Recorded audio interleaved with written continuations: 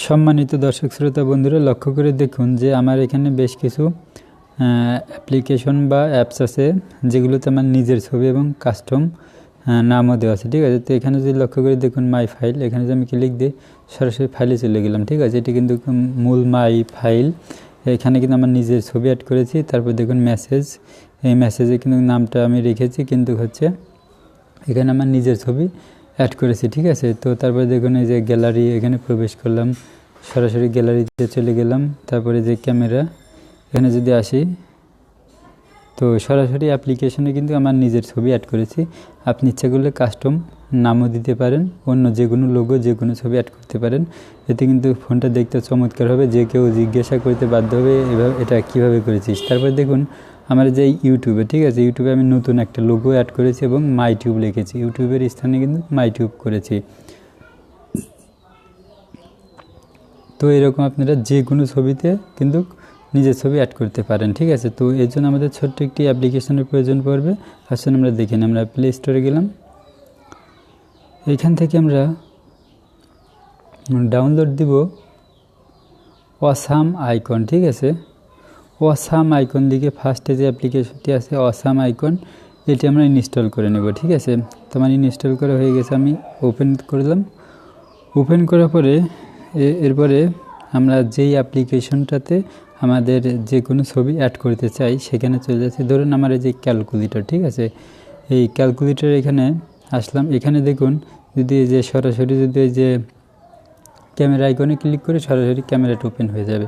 তারপরে যে ইমেজের মতো লোগো দেখতে পাচ্ছেন, এই ইমেজে যদি ক্লিক করি তাহলে আমাদের এই অপশনে নিয়ে চলে আসবে। এখান থেকে আমাদের কাঙ্ক্ষিত ছবি সিলেক্ট করে নিতে পারবেন। সরাসরি গ্যালারিতে যাচ্ছি, তারপরে এখান থেকে ধরুন আমি যে কোনো একটা ছবি সিলেক্ট করে দিলাম উদাহরণস্বরূপ দেখার জন্য। তো এটা করলাম, এরপরে হচ্ছে ক্রুপ। ঠিক আছে, এই ক্রুপ করে দিলাম।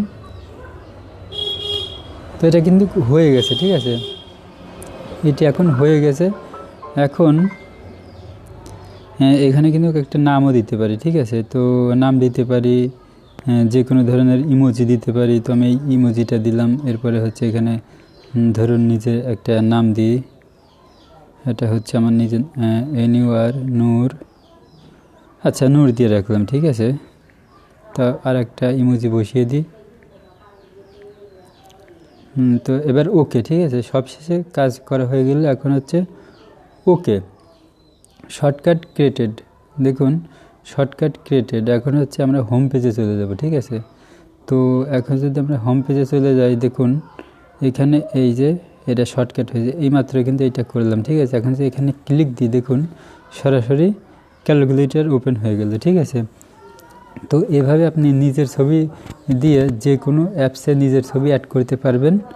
তো এটি কিন্তু অস্থায়ী, এই ছবিটা থাকবে ততদিন যতদিন আপনি এই অ্যাপ্লিকেশনটি আনইনস্টল না করবেন অথবা ফোনটি রিসেট না করবেন। ঠিক আছে, রিস্টার্ট না, কিন্তু রিসেট যতদিন না করবেন ততদিন থেকে যাবে। ঠিক আছে, দেখুন এটা কিন্তু শুধু হোম পেজেই শোভা পাচ্ছে। ঠিক আছে, আর এদিকে কিন্তু নেই কোনো ছবি, কোনো অ্যাপ্লিকেশনে কিন্তু আমার ছবি লাগানো নেই, কিন্তু স্থায়ীভাবে একটাতে আছে, সেটি হচ্ছে স্ক্রিন অফ। এটি আমি স্থায়ীভাবে লাগিয়েছি, এটা চিরদিন থেকে যাবে। আপনি নিজের নামও দিতে পারেন। সেই ভিডিওটি যদি দেখতে চান যে একেবারে স্থায়ীভাবে যে কোনো অ্যাপ্লিকেশনে বা অ্যাপসে আপনার ছবি এবং কাস্টম নাম দিতে চান একেবারে চিরস্থায়ীভাবে, সেই ভিডিওটি দেখতে পারেন।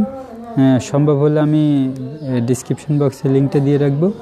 তো বন্ধুরা, আজকে ছিল এ পর্যন্ত। সকলে ভালো থাকবেন, সুস্থ থাকবেন। আল্লাহ হাফেজ।